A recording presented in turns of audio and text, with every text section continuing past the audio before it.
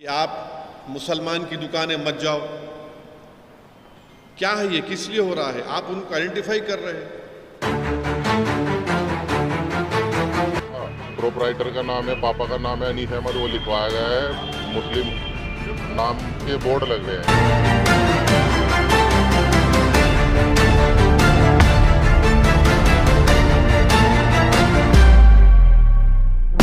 Police वालों ने कहा नाम लिख के लगाओ अपना, इस पर टंगो नाम लिख के, उन्होंने कहा वो नाम लिख के लगाओ नहीं ठेले डालेंगे। ये सही नहीं है, गलती है।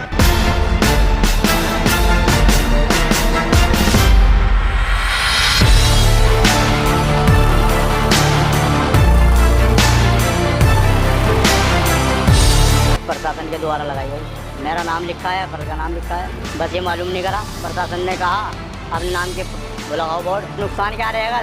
5 दिन तो 15 दिन तो बंदी रखते हैं हम डेली। कांवड़ की जब यात्रा चलेगी फुल तो फिर तो बंदी हो जाती है इधर से।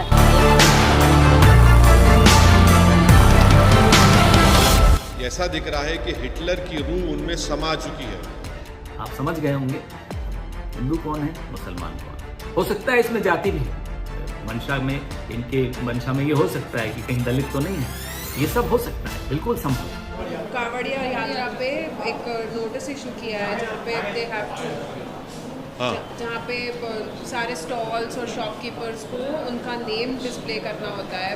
तो आप इसको किस तरह से देखते हैं? आपने ट्वीट भी किया है इसके बारे में।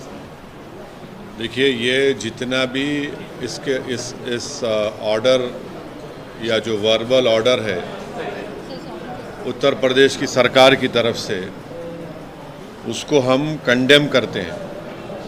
इसलिए कंडेम करते हैं कि ये संविधान के आर्टिकल 17 का वायलेशन है, जो अनटचेबिलिटी की बात करता है। तो उत्तर प्रदेश की सरकार अनटचेबिलिटी को प्रमोट कर रही है।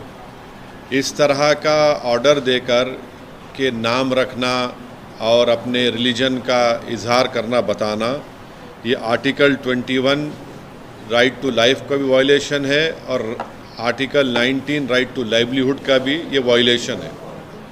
दूसरी बात ये है कि जब से वो उत्तर प्रदेश की सरकार ने ऑर्डर दिया है, मुजफ्फरनगर में जितने ढाबे हैं उन ढाबों से मुस्लिम एम्प्लॉइज़ को निकाल दिया गया है। तीसरी बात ये है कि उस हाईवे के ऊपर मैकडॉनल्ड है, KFC है, पिज़्ज़ा हट है, आपके कैफ़े कॉफ़ी डे है, उसके ऊपर क्यों नहीं बोल रहे हो लोग? उनसे क्या कुछ बातचीत हो गई क्या आपकी? पांचवी बात यह है कि ये जो ऑर्डर है उत्तर प्रदेश की योगी आदित्यनाथ सरकार का, ऐसा दिख रहा है कि हिटलर की रूह उनमें समा चुकी है। ये क्रिस्टल नॉट मूवमेंट लग रहा है। हिटलर भी एक जूडन बॉयकॉट करते थे, इस तरह का बॉयकॉट हो रहा है उत्तर प्रदेश की सरकार की तरफ से। भाई, आप होते कौन है ये करने वाले? क्या एक यात्रा का इतना उनको आप इम्पोर्टेंस देंगे और दूसरों की लाइवलीहुड को बर्बाद कर देंगे? आप क्या एक ही समुदाय के लिए कि उसके लिए काम करेंगे? कॉन्स्टिट्यूशन कहाँ गया फिर? कॉन्स्टिट्यूशन क्या कहाँ चलेगा? कचरे की बिन में चलेगा कॉन्स्टिट्यूशन? फिर मोदी जी संविधान को उठा के चूमते। ये सब नाटक, ड्रामा हो रहा है। तो ये स्टेट की तरफ से हिंदुत्व की जो तंजीमें हैं, ऑर्गेनाइजेशन है, उनके प्रेशर में आकर ये बोला जा रहा है कि आप मुसलमान की दुकानें मत जाओ। क्या है ये, किस लिए हो रहा है? आप उनको आइडेंटिफाई कर रहे हैं। ये हिंदू की दुकान है, ये मुसलमान की दुकान है, इसका नाम अबू बकर है, इसका नाम अली है, इसके पास मत जाओ आप। ये क्या है ये? और आखिरी बात यह है कि मैं चैलेंज कर रहा हूँ, रिटर्न ऑर्डर निकालो आप। योगी आदित्यनाथ में अगर हिम्मत है तो रिटर्न ऑर्डर निकाल के बताओ हमारे को इसके बारे में।